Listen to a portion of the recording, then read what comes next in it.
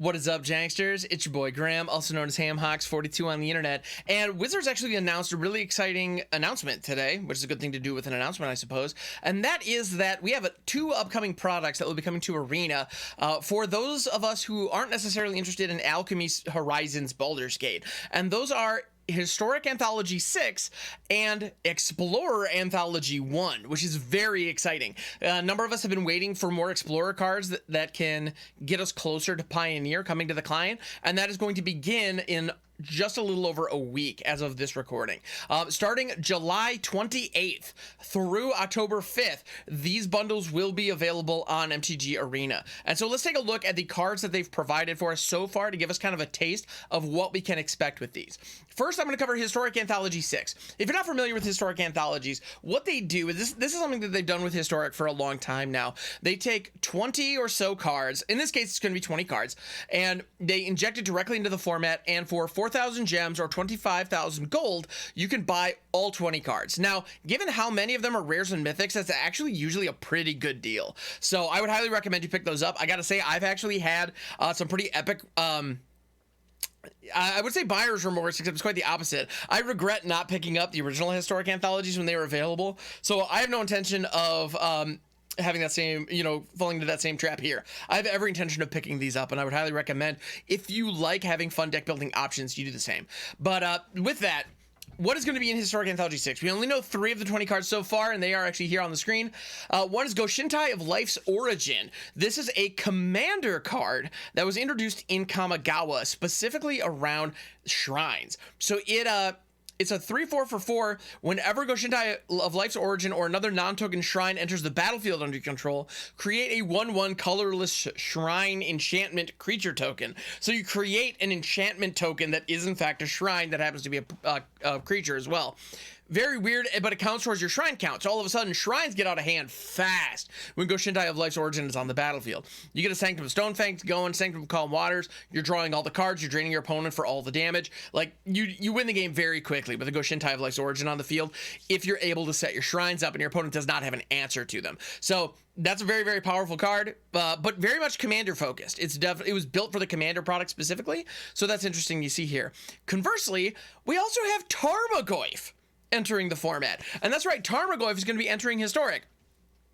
So Tarmogoyf is a fascinating card. It is a 1 in a green Lurgoyf, which is like one of my favorite creature types of all time, and its power is equal to the number of card types among cards in all graveyards, and its toughness is equal to that number +1. So as a result, the card is a 0/1 if both graveyards are empty. The moment there is anything in any graveyard, it is at least a 1/2, and it has the opportunity of being like a 5/6, and it only costs 2. So this is a card that has seen play back to, I believe, Legacy even. Like this, it's been a modern staple for many years. It's just pure efficiency. You just get a big creature for 2 mana is really what it is. That's all it is. Now, the creature's not evasive, it doesn't have trample, but you don't really care about that. At the end of the day, if you've got a 4/5 or a 5/6 on board and you only spent 2 mana on it, you're living the dream. You're doing just fine. So Tarmogoyf rather is a great card and has historically been a great card.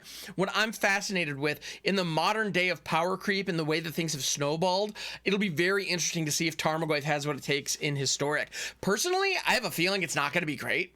If I'm honest, I think there are going to be way too many answers to it, and it's not going to be doing enough. With the number of token generators that are out there, number of the removal spells that are super duper cheap these days, I think Tarmogoyf is going to have like a really hard time popping off in Historic, but I'll be fascinated to see. At the very least, it's one that I'm probably going to experiment with again once I pick the bundle up, because it's an interesting idea for a card, and it'll be interesting to see if we can make it work. Then we have another card that is absolutely phenomenal in Commander that has an opportunity to be just the jankiest jank that ever janked in Avacyn, Angel of Hope. This is an 8/8 flying vigilance indestructible angel for 8 that gives other permanents you control indestructible.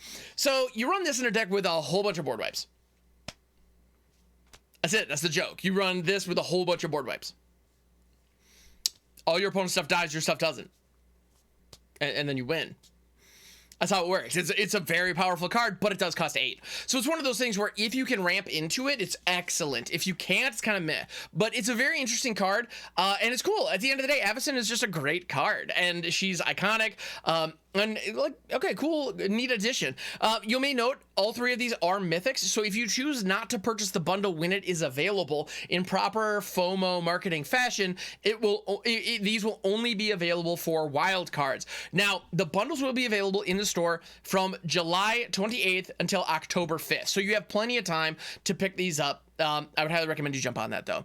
And I'm not just saying, I'm saying that as a consumer who cares about his wild cards, and if you are a consumer who cares about your wild cards, it might behoove you to pick these up. Although that said, we are going to be keeping an eye on this and seeing what other cards are spoiled to see what's going on, to see if they're worthwhile. That said, this has been Historic Anthology 6. We also have Explorer Anthology 1, which I don't know about you, but I am jazzed for this. I'm so jazzed for this. There are no words to describe how jazzed I am for this. They are finally going to be inserting inserting Pioneer cards into Explorer. And the three that they have spoiled so far for us are Favored Hoplite, which is a 1/2 for 1 with Heroic. Whenever you cast a spell that targets it, put a +1/+1 counter on it and prevent all damage that would be dealt to it this turn. That's just dope. I love that. Like, it's just a very powerful card. It only costs 1. It's also a human, so it fits in those types of decks.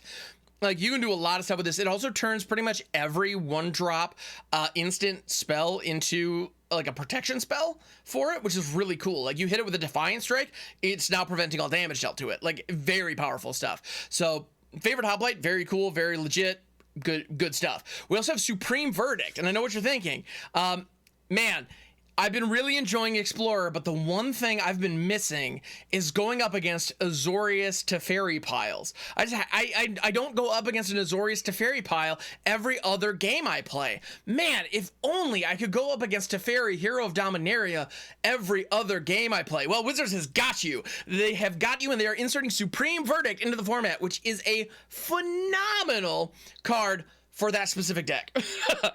In Azorius control, Supreme Verdict is the Bomb Diggity Shiznit. It costs 4. It cannot be countered. Destroy all creatures.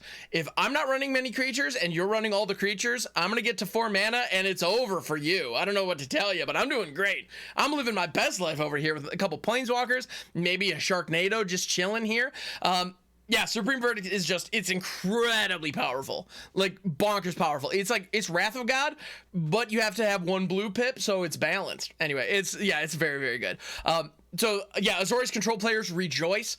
This card is here for you. And then we have Kalidas, Trader of Get, which is a 3/4 lifelinker for 2 black.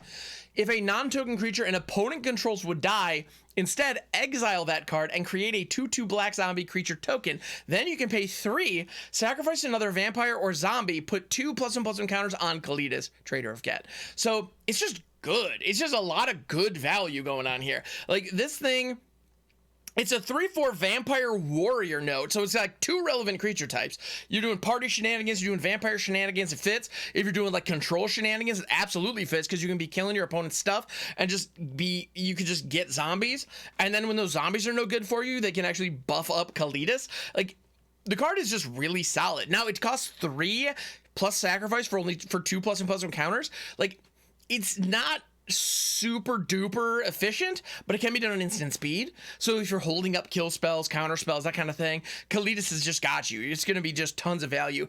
And on top of that, your opponent's stuff isn't going back to their graveyard, which is very meaningful. That is an effect that you just should never discount. Just excellent stuff. So I gotta say, Explorer Anthology 1, these cards that they've led with are very powerful and very interesting in their own right, that fit into they fit into their respective strategies very nicely.